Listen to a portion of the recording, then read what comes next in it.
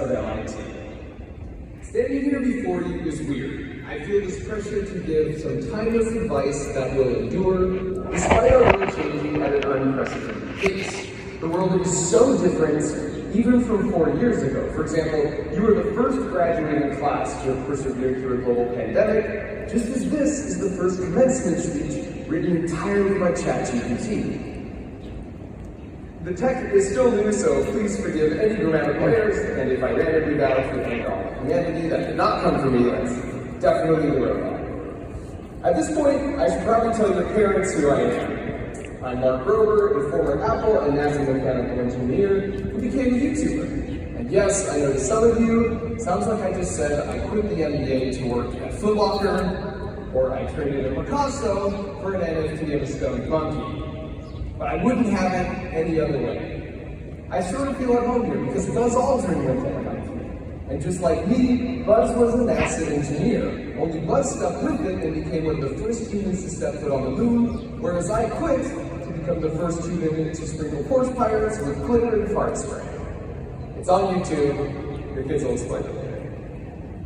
But whether it's seeking karmic justice for package thieves, or building an obstacle course for squirrels in my backyard, I plan my monthly YouTube videos out really far in advance. In fact, I've already decided that my June 2053 video will be a collab with all of you. It's going to be a retrospective look at all the amazing things this MIT graduating class of 2023 has accomplished.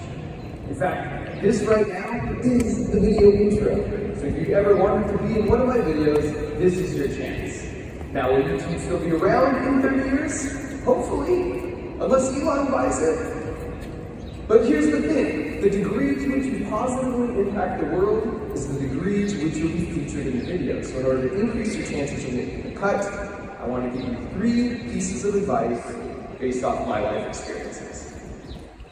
The first piece of advice is to embrace naive optimism.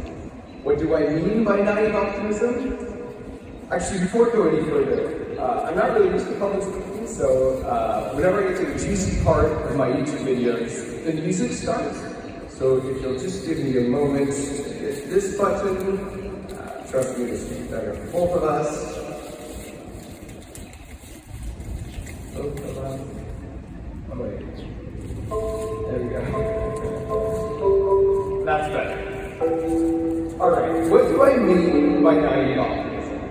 Naive optimism means it's easier to be optimistic about your future opportunities when you're sort of naive about what lies ahead, when you don't know what you don't know. As a simple example, think back on your first week at MIT and how naive you were about the number of all-nighters and cans of Red Bull that would be required to be sitting where you are right now. In fact, you guys consume so much caffeine, I'm surprised you're even able to sit down at all. If you truly understood what you required, that discouragement might have prevented you from even starting. Sometimes it's an advantage not to be an expert with all the experience. There's no reputational risk, so it's easier to try new things and approach them from a fresh, first principles approach.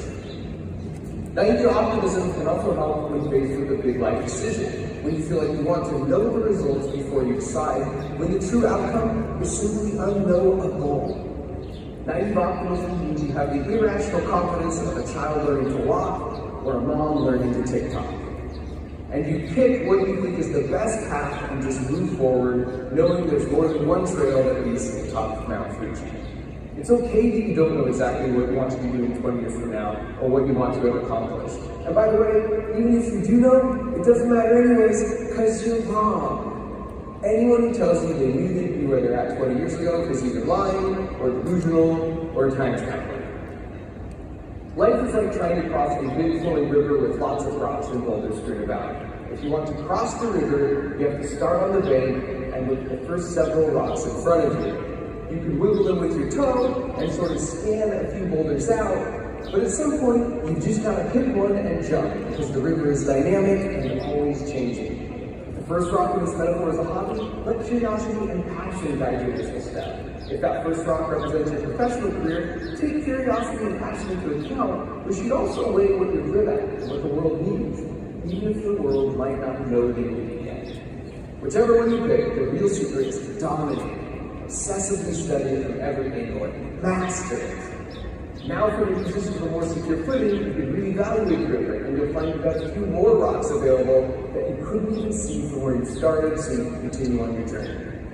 Instead of putting pressure on myself to create some master life plan, this attitude of 90 optimism, combined with dedication, enthusiasm, and the willingness to jump from my current safe rock to the next, is what I feel has led me from college to NASRA to YouTube to eventually landing on this rock of giving a commencement speech at MIT. There's no way I could have predicted that path when I was exactly in your shoes 20 years ago. So cross your river one rock at a time. Do it with the naive optimism that it's all going to work out. Let that be your North Star. If you actually knew how cold the river could get, or how long it takes to recover from the sprained ankle if you slipped, your knowledge might get in the way. So have faith in yourself. You're about to get a degree from MIT, so you've obviously made some pretty great decisions so far. Embrace your experience and keep taking leaps forward. And apologies to the civil engineering majors who've been sitting there grumbling. Who wants to get across this river so bad? Why doesn't he just build a suspension bridge? Because it's my metaphor, alright? Back off. Now for some real talk. Sometimes you're going to take that leap of faith and land on a rock and only then realize it's not as stable as your foot wiggle had predicted. And you're going to fall in the river. That leads to my second of 3 pieces of advice to maximize your chance of positively impacting the world and making a video cut, which is to frame your failures. You can tell it's the second point because the music came back. To illustrate what I mean by this, I asked 50,000 of my YouTube subscribers to play a simple computer programming puzzle I made. But what they didn't know is that I served up 2 slightly different versions of the puzzle. In one, if you failed the puzzle and you didn't lose any of your starting 200 points, and you were prompted to try again. Whereas in the other, if you didn't succeed, you were also prompted to try again. But I said I was taking away 5 of those starting 200 points. That was the only difference. Even though they were no value in the real world, no one will ever see these completely fake, meaningless internet points.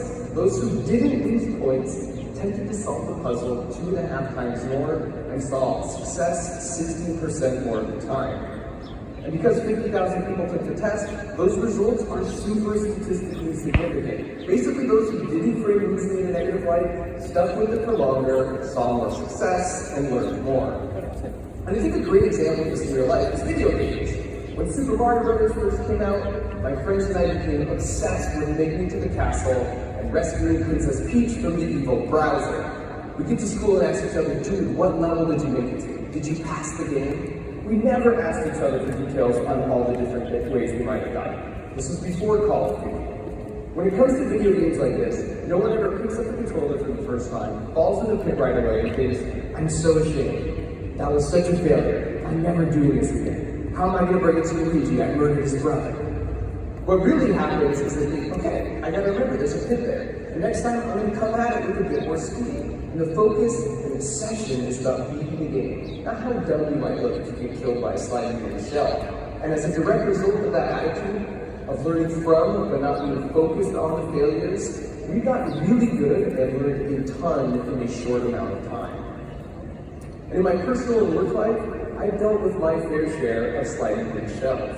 I still feel like every video we make each month, there's a moment where it seems everything that can go wrong has gone wrong. And those failures can be gut-wrenching, and they can sting real bad. But they sting like missing that one key Mario long jump. You know the one, right at the end of level 1. And then it quickly turns into, okay, what can we just learn from that? What should we try to be different for next time? And this concept of life gamification is more than just have a positive attitude or never give up. Because those sort of imply that you have to fight against your true desire to quit. And I feel like when you frame a challenge or a learning process in this way, you actually want to do it. It feels natural to ignore the failures and try again, in the same way a toddler will want to keep trying to stand up, or in the same way you want to keep playing Super Mario Brothers, or in the same way the people who attempted my coding puzzle had a desire to stick with it 2.5 times longer. The framing of their failures made it so they wanted to keep trying to learn. And that's exactly why the most meaningful high fives of my adolescence were when I said, dude, you finally beat Bowser last night. Probably goes without saying, but girls started talking to me until I was much older. And in case you're like, yeah, but my real life would just be so much better if my top 5 challenges just disappeared. Would it? I'd like to point out that Super Mario Brothers was just jumping over one pit and then you rescue Princess Peach. No one would play it. Where's the risk and the reward? Where's the challenge? There's no ultimate feeling of satisfaction. The degree you're getting today means so much to you precisely because of all the struggle and setbacks that you've had to endure. You want to cross the river of life, you're going to get wet, you're going to have to backtrack, and that's not a bug, that's a feature. Frame those failures as skills like a video game, and not only will you learn more and do it faster, but it will make all the successful jumps along the way that much sweeter. Alright, now I've got some good news, which is you're not crossing the river alone. My third and final bit of advice is to foster your relationships. The sad truth about getting older is life gets busier and busier, and it gets harder and harder to make really close friends like you made here at school. This isn't great, because we evolved to be social cooperative creatures, right? 50,000 years ago, conditions were much harsher. So those who were more inclined to cooperate with their fellow humans were also much more likely to succeed and pass on those cooperation genes. So we've inherited these brains designed for social interaction. We are hardwired to cooperate with other people. And look, I don't blame you if you don't like it. And look, I don't blame you if you want to cast aside advice from diving into something and trying to outwit squirrels, but I wouldn't recommend doing that to 6 million years of evolutionary programming. Because in today's society, it's really convenient just to isolate yourself. You can attend a board meeting from your kitchen table, you can order food from the shower, you can bang on the toilet, you can even look for a new apartment without leaving your apartment. It's easier to stay anonymous in our big cities versus the small tribes of our ancestors where everyone knew each other, which means you've got to actively work at fostering meaningful relationships. Because I know this can be harder for some more than others, here's a life hack I feel that really helps. Confirmation bias is when your brain ignores evidence that doesn't support your beliefs and then cherry-picks evidence that does. And generally, when people hear this term, they think it's a broken, unscientific way for our brains to approach the world. And this is true, but you can sort of judo flip it to your advantage. The trick is to positively apply confirmation bias to your relationships. If you assume good intentions on the part of your friends and family, and you tell yourself you're lucky to have them, your brain will naturally work to find evidence to support that. It's just how our brains work. If you tell yourself that your fellow humans are inherently good, your brain will find examples of it everywhere, and that will reinforce your outcome. You have to go over the that. opposite, unfortunately, is also true. You can't re-enter. Basically, where you think the world and everyone in it is out to hurt you or help you, you're right. Studies have shown the best predictor of divorce is if a couple assumes bad intentions in the partner's actions, or if you marry Kanye. But if you get it in your head that the partner is selfish or inconsiderate or willfully refusing to take out the garbage, that creates a negative feedback loop with confirmation bias, seeking to find further evidence that your spouse is a jerk, even when good faith efforts are being made. And this hack works not just for spouses, friends, and family, but even total strangers who might infuriate you. And look, I agree with you, they're wrong.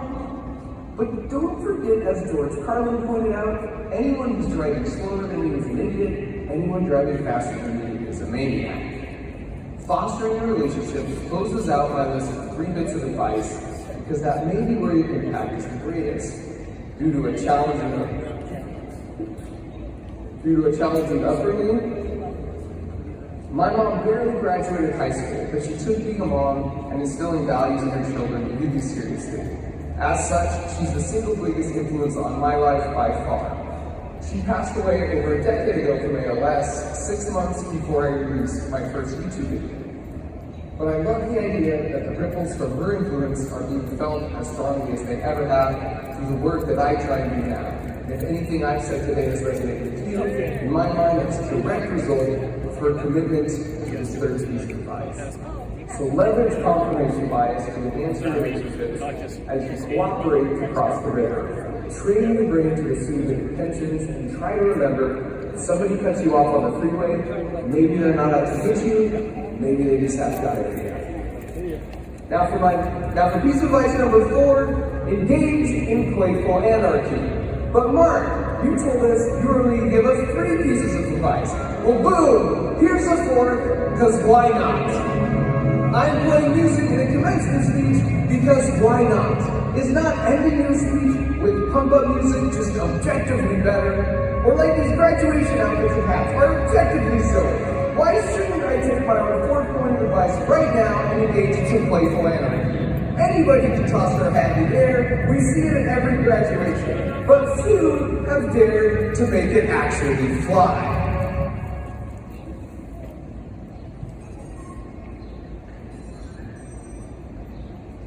To my first point, I will embrace my naive optimism that it will actually work, but if not, to my second point, if it goes haywire and I accidentally blow up E53, I can frame the failure as an opportunity to renovate a very old and sketchy building. Maybe this time we can add a few windows. And then to my third point, when I get sued by the faculty, I will foster the relationship I have with my defense lawyers. Settling with MIT over damages will bring us all closer together.